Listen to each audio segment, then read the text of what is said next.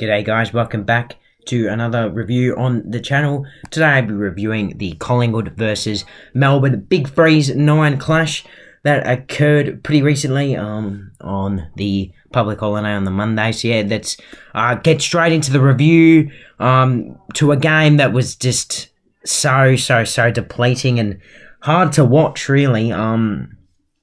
Pretty frustrated with the result. Obviously, we did go down by 4 points in a bit of a heartbreaker and a Big Freeze 9 special. Yeah, just plenty of games at the moment that stood out in this round. And yeah, this one was definitely one of them. Definitely one of the games of the season. Obviously, not in a good way for us. We weren't great, that's for sure. We had patches where we were alright, but for majority of this game, we were pretty bad. And we're probably lucky that it was only 4 points in the end, to be honest. Seeming Melbourne had a lot, and by a lot, I mean a lot of inaccuracy issues, especially with their set shots. Yeah, very concerning, to be honest, for Melbourne. But yeah, look, not really too much you can really do about it now, and yeah, we just got to brush this one off. It definitely does hurt. A losing feeling like we haven't felt in so long now. Obviously, we have lost this season before this game, but yeah, this game just felt a little bit different. Yeah, we just couldn't really get our game style going in this one. Melbourne were just intercepting everything down the line. Our kicks inside forward 50 were absolutely atrocious.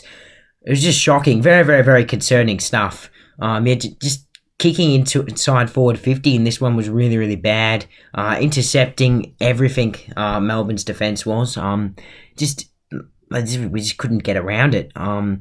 And yeah, in the end, it was pretty much our default in the game. Obviously, we had another little comeback surge late. By late, I mean in the final minute to try and get it done. We got 2 goals out of the 3 that we needed, so I thought we did pretty well. But when it was there to be 1, I feel like we did miss a few shots as well late. But yeah, look, Melbourne were just the better team in the end, and they probably deserved the 4-point win. One that definitely hurt, that's for sure.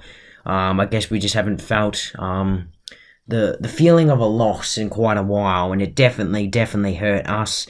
But we just got to brush it off now. We're heading into a bye. It would have been a pretty relaxed and pretty great feeling heading into a bye, you know, with a week off and all. If it was before this game, but obviously we did lose, so it's always good to regroup and settle. Because Melbourne definitely found a way to get past our game plan early. It just looked like our pressure was just going to get the game done and looked like we were going to win it by 5 goals early on. Our pressure was very good. But yeah, from the second quarter onwards, Melbourne lifted their pressure, just forcing us to make scrappy errors that you just wouldn't normally see us make. Like, I think it was Johnny Noble, Will Hoskin-Elliott, just a few players that just wouldn't be making those type of mistakes normally. There was a few players, though, that were just fantastic again. Nick Dacos, when we sent him into the midfield in the last quarter, it definitely did the trick. Obviously kicked a goal late that was crucial to us getting the win. We didn't obviously get the win though, which was pretty annoying. There's a few players that have fought a bit off, and it's fair enough. We've had so much sickness go through the team and injury this season, and sickness has been ridiculous in these recent couple of weeks, especially this week. Josh Dacos was definitely a big concern to not play. Nick Dacos got sick. Maynard's been sick for the last couple of weeks. Cox got sick. I think Ginnivan also was carrying something into the game, and then we decided to drop him. It was a managed call by Craig to drop him moments before the game started, and we brought in Reef McInnes, who I thought didn't really do what was required. It would have been better if he hit the scoreboard, maybe give him another chance, you know. But yeah, look, yeah, I think he's just got to shake this one off. Reef, like most of the team, really, had a really bad cider moment in the last quarter. I believe it was in front of goal. That would have been crucial. We would have won the game if he kicked the goal. So yeah, look, just didn't really take his chances, which is pretty frustrating for him. Same with Ash Johnson. He was just barely even sighted. We subbed him out of the game in the end. Oleg Markov came on and did a decent job as sub, so I guess that's always good. Brody Myercheck wasn't normal. Didn't really do what he was normally been doing. 1 goal free definitely did not help. But yeah, he's just had a few off moments, especially in that game. Yeah, he was just dominated by Stephen May and Jakey Lever, really. Bobby Hill couldn't really get much going, which was a bit frustrating. We got a lot out of young Harvey Harrison, though, and he's a promising kid. And yeah, it looked like he played a pretty good game. Especially when we were good, I feel like there was a few players that definitely stood up in patches where we were good. Like we had players like Hoskin Elliott, Josh Dacos, Isaac Quainer was sensational in defence. You got the usual Pendlebury, Cox, Cameron, Maynard, Mitchell, Adams, Chris. The list really goes on, really, when you think about it. Even McCreary, I thought, played really well, seeming, carrying that foot injury and, still had the pressure that was required from him. Still really, really nice. And Darcy Moore obviously went down injured and, kind of affected us late in that game. And early in the first term, the final term, it did not look too good for Darcy. But yeah, we were able to hold on when he was injured and off the ground, but unfortunately we just couldn't get the win. The win that would have been a really, really, really good one, that's for sure. Paddy Lipinski as well also had 2 goals, and he also looked good when we looked good, I guess, so that's another positive. But yeah, De Goey out definitely didn't make us look too good. Some sloppy turnovers that you just wouldn't normally see from us in this game. But that's alright, we got the bye. We need to resettle.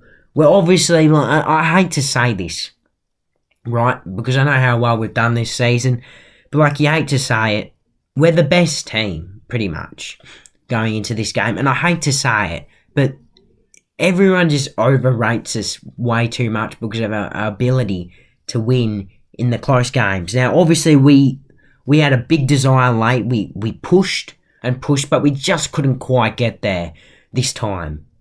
But most other times we have. This time we couldn't get there because we left it to the bloody final minute, where we kicked 2 goals in the final minute to give us a sneaky little chance of hope, but obviously didn't happen because it's impossible to kick 3 goals in a minute. So, yeah, look, I still think we're getting a lot of overrated comments. We've still got a lot to improve, and we know that. We've got plenty to work on still. We're still not a perfect team, even though we've been playing, great footy that's just inspiring to watch.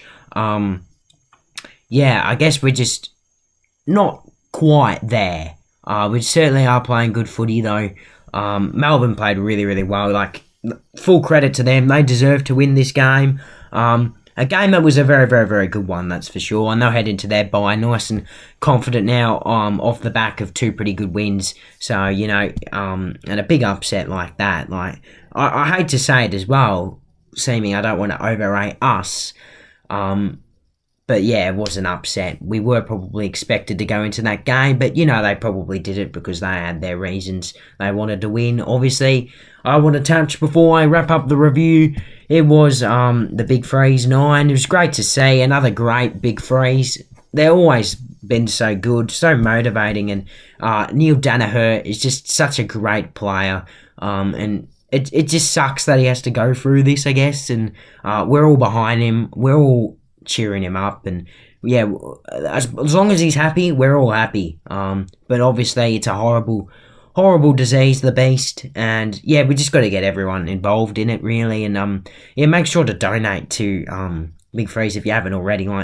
By the time this review comes out, it's probably over, but still, they got past their goal. They're doing a fantastic job, and yeah, Neil should be really, really proud of himself. Obviously the beast has taken his voice now, and it's getting pretty bad for him.